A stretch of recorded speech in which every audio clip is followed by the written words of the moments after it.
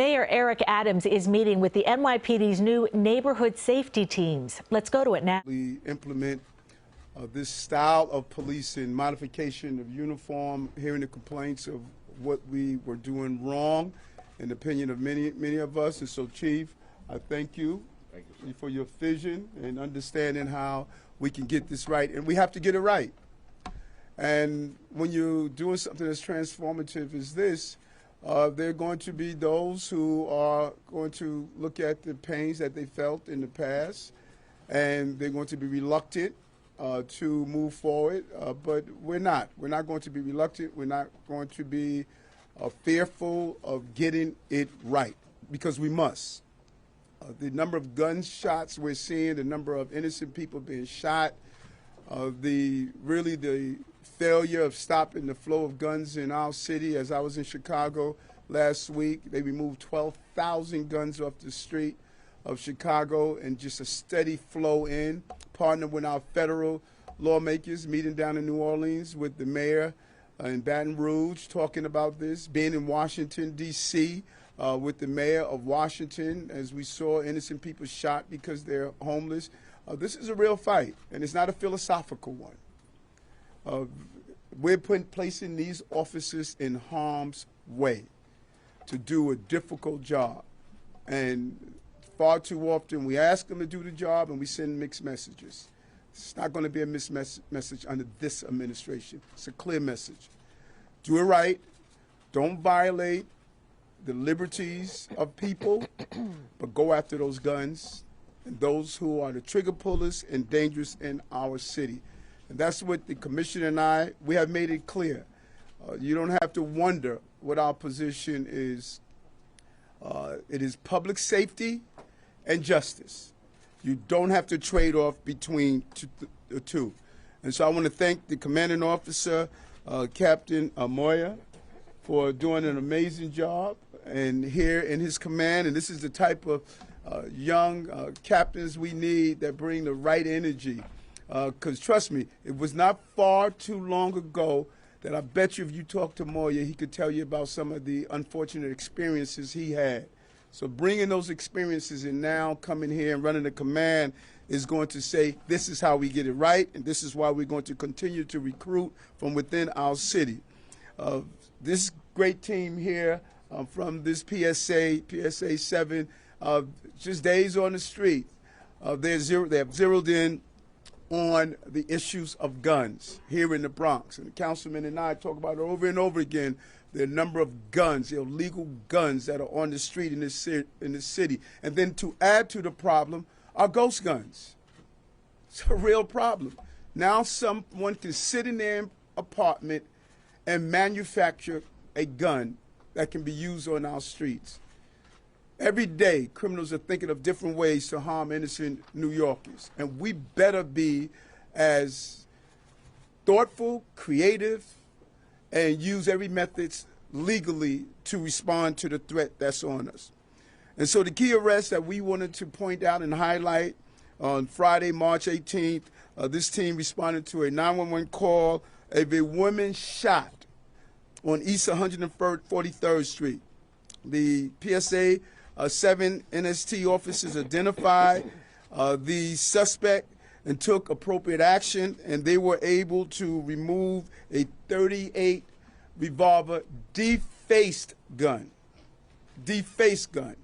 off the street by placing the individual under arrest. And on Saturday, March 12th, the individual was in possession of a loaded firearm. He was identified in part because of an intelligence alert from the PSA Field Intelligence Team. We talk about this all the time, the role of social media. People are openly showing guns on social media, going after and threatening other people. Social media responsibility cannot continue to be ignored in this. This is what the Chicago Mayor Lightfoot stated, also what the Baton Rouge Mayor stated, also with the Mayor of Washington, D.C. We all seen the same pattern across our entire country.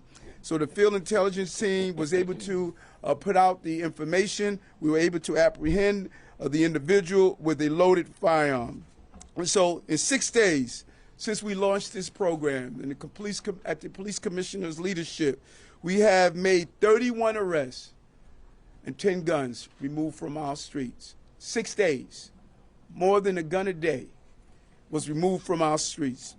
And this is what precision policing is about. The failures of the past is we stopped anyone, searched anyone based on their ethnicity and based on the demographics or the zip code and where they may have lived. We're not doing that. We're not going to allow that to happen in our city. We're not going to break the law to enforce the law. We can have the balance that we are looking for by using precision policing. We're going to stop the river of violence that is feeding the sea of violence. And this team is damming one of those rivers with their activity. And we're going to expand these teams to 5 other precincts to protect our streets and our community. We're going to grow and continue to evaluate, determine that we're making the right fit, to have the right officers that are performing this dangerous assignment, but have the right mindset to do so. These new teams will be at Manhattan's 25th and 28th precincts, Brooklyn's 69th precinct, Queens 114th precinct, and Staten Island's 120th precinct. Not going to surrender our city to violence. It's not going to happen. And we're not going to be distracted. We're not going to allow all the naysayers that don't believe we can do our job correctly and legally to get in the way of keeping people safe. We're going to put violent people away. We're going to remove the guns off our street. And I say this over and over again, this team of officers, the commissioner and I, we need help. We need help. We need help from Washington. We need help on the state level. We need help. But with or without that help, we're going to make our city a safe city. We're going to do our job. This is the commitment and promise I gave to New Yorkers when I was a candidate, and this is what I'm going to live up to as the mayor of the city. Commissioner? Thank you, Mr. Mayor. Good afternoon. We can talk about the great work that's being done here, but we certainly have more work to do, and we know it. That is why we are rolling out more of these teams to be able to stem violence and gun possession in this city. Thank you for being here today. We told the people of New York that their police department, every one of us who serves them, would never stop fighting for their public safety and their quality of life, and we meant it. We said in one way or another we would approach this by rolling out our highly trained neighborhood safety teams with high training, high visibility, and a commitment to face the dangers that this city presents to them. To combine focused, intelligence-based policing with thorough and clear community engagement, as the mayor stated. We need our communities to assist us. We need them to tell us where the problems are and how we can better serve them. We need that engagement in the areas that need us the most. Today, I am proud to announce that in just the first days of their existence, the neighborhood safety team members have effected 31 arrests, as the mayor stated, including 10 for gun possession in 9 separate incidents. Vitally important is that 10 more illegal firearms have been taken off the streets of this city that will never be used to victimize another New Yorker. Let me be clear. Our courageous and dedicated NYPD officers are doing exactly what we asked them to do. Right out of the gate, they are relentlessly confronting crime and disorder with laser-like precision. They are going after and finding the relatively small number of criminals in our city who are responsible for the vast amount of violence in this city. What we're talking about today is the result of NST officers with that focused mission working in 25 different commands across the city. In addition to the illegal guns, the other arrests were for drug sale or possession, forgery, suspended or revoked driver's licenses, reckless endangerment, felony assault, criminal possession of a knife, and criminal trespass. Going deeper, of the 31 total arrests made in the last 6 days by the women and men of our neighborhood safety teams, 61% of those arrested had been previously arrested, most for a major felony. 39% have a history of narcotics-related arrests. 26% have a link to gang or crews, and 23% or more are on parole or probation. This is how the NYPD is reducing and working to eradicate gun violence across the city. These impressive results represent the next era of responsive, responsible crime fighting, built and strengthened by the neighborhood-specific concerns of the people who live and work here. Again, we need the community to assist us in our efforts. Together, we are identifying and pursuing the true drivers of crime in our city, those relatively few who are responsible for the most violence, and reinforcing our efforts to get them off our streets, building strong cases for prosecution, and holding them accountable for their actions. We will never stop fighting for New Yorkers, and we will never stop looking for effective ways to do so. I am exceedingly proud of our incredible officers who are out here facing danger every day and leading the way. Mr. Mayor, would you like to take some questions, I guess? Yes. But first, we want to hear from our partner in government, an amazing councilman. Really appreciate you. Councilman, why don't you say a few words? Thank you. Thank you, Mr. Mayor. I'm excited to be here today with you in the South Bronx, in my district, you as well, Police Commissioner. I'm going to be frank, regardless of what the naysayer needs. This is exactly what we needed. We needed a specialized neighborhood street team that will help reduce crime and take these guns off our streets. And just to hear the numbers, in 6 days, you've taken 10 guns off the street. That is awesome work, and that is exactly what communities like mine are asking for. And all I'm asking is our communities, if you see something, say something. We have to work together with our police department in order to decrease crime and get these violent criminals and these guns off our streets. May I say something as well? Yes, you can. Soy Rafael Salamanca Jr., yo soy el concejal de Sur del Bronx. Le quiero dar las gracias al alcalde y a la comisionada por estar aquí con nosotros. Esto es exactamente lo que nosotros necesitamos, una unidad de seguridad especializando en quitando estas pistolas de nuestras comunidades. En saber que en los últimos 6 días han quitado 10 pistolas de nuestras comunidades es algo que tenemos que aplaudir. Pero un mensaje para nuestras comunidades. Nosotros queremos estar seguros, queremos caminar nuestras calles sin que alguien nos victimiza a nosotros o que tenemos un víctima de un crimen. La única manera para hacer eso es que si usted ve algo, llamen a la policía, digan algo. Esa es la única manera que nosotros como una comunidad podemos arreglar este problema y en realidad vivir en paz. Gracias, que Dios los bendiga. Thank you. All right, Nicole?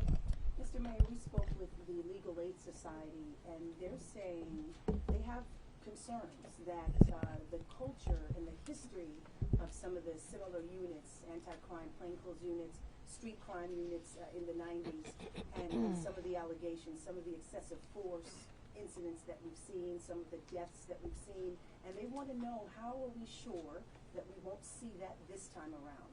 And talk a little bit about the training, because they're saying it's more than just training, more so about the culture, if you will. Yes, and this is my Warner Wolf moment. Let's go to the videotape. The legal aid was a partner with me when we talked about the over-abusiveness in law enforcement. Legal aid saw me testify in Floyd versus New York City Police Department, and the judge mentioned my testimony in her ruling. Legal aid is well aware of the advocacy of 100 blacks in law enforcement who care. I was an outsider, insider fighting to reform the city. Now I'm the mayor. This is my police department. So why would I spend 30-something years fighting for proper policing and then allow it to erode away? And so all I ask of the legal aid is to come join us, sit inside, analyze the video when we do our arrests, be a part of this evolution, because they have a role also. They have a role to make sure we have proper policing, and they have the role to stop the violence in our city. So the same level of thoughtfulness that they're having to make sure these guys do it right, let's make sure we get it right to stop this violence in our city. We've done it right. We have the training right. We did a recruitment correctly. We interviewed, we vetted. There were those who wanted to be part of this unit. They said, nope, you don't bring the qualifications that we believe for this specialized unit. We did everything that was needed to learn from the past to produce the product we needed that I committed to based on my life work and based on what I believe we need to do to keep our city safe. This is a question for the mayor and the police commissioner. The statistics, the 31 arrests, the 10 guns in 6 days, what specifically did these teams do to affect these numbers that wouldn't have been done 2 weeks prior? And is it fair to say that these arrests may not have been made if these teams didn't exist? I don't know that, and I don't want to, go in the area of hypotheticals. But what these officers are doing, they are zeroing in on the dangerous crews and gangs in the city. They're using their experience and knowledge. They are teaming up with our intelligence unit, such as if you see someone waving a gun on Facebook, now you are focusing on that. They are responding. The captain is telling them what areas they are known, areas where shootings are taking place. So they are specializing in understanding how to go and remove guns off our street. That's different from other officers carrying out. They focus on that, but they're carrying out so many other calls of service. I'm just wondering if there's a specific example, like the Friday, March 18th woman shot, or the March 12th example, if there's something in that specific moment where it's like, this is what this team did differently. Well, anytime you get a call of a shooting, officers are going to respond. These officers reviewing information and documents of who the gang members are, who the known trigger pullers. There's a small number of people committing these crimes. We keep saying this over and over again. It's not resonating with people. This is not Miss Jones and Pastor so-and-so. There's a small number of people. The more knowledge these officers have of their community and their precinct, they're able to zero in when they hear that calls of shots fired, when that information comes over from our intelligence unit. So it's just a combination of knowledge of the precinct that they are in and how to zero in on those known shooters and gang bangers. Ashley. Good afternoon. How are you? Good to see you. How you doing? I wanted to ask kind of a double question. First, you mentioned 31 arrests. I'm wondering, out of a pool of how many stops conducted over that 6-day period.